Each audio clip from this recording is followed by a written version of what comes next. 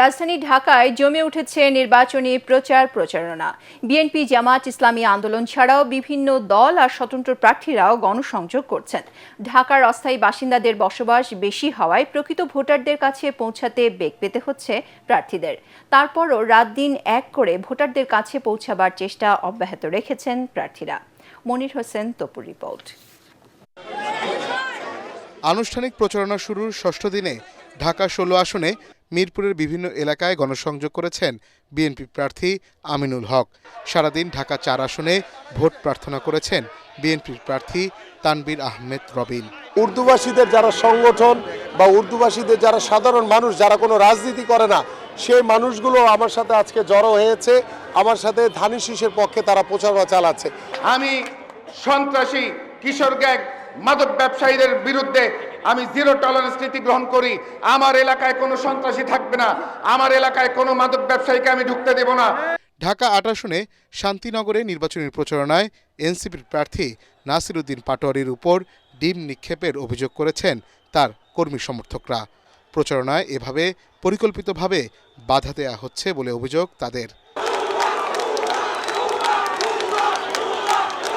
অন্যদিকে একই আসনে গণসংযোগ করেছেন বিএনপির প্রার্থী ও দলের স্থায়ী কমিটির সদস্য মির্জা আব্বাস। আমার সমর্থকরা আক্রমণ করছে বলছে ওরা জি মিথ্যা কথা, এটা একটা সিম্প্যাথি পাওয়ার জন্য কথা বলছে।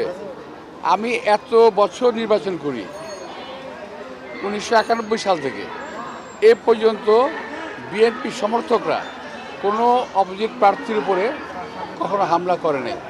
নেতাকর্মীদের নিয়ে ঢাকা ১৭ আসনে বিএনপি চেয়ারম্যান তারেক রহমানের পক্ষে প্রচারণা চালান বিএনপি নেতা আব্দুস সালাম। ধানের শীষের পক্ষে গণজোয়ার সৃষ্টি হয়েছে বলে দাবি করেন তারা।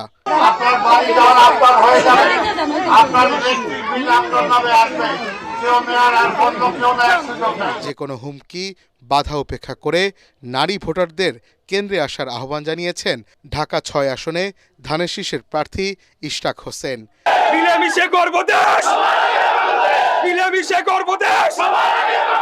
এদিকে ঢাকা ১১ আসনে বাড্ডা ৪১ নম্বর ওয়ার্ডে গণসংযোগ করেন ইসলামী আন্দোলনের মনোনীত হাতপাখার প্রার্থী শেখ ফজলে বারী মাসুদ।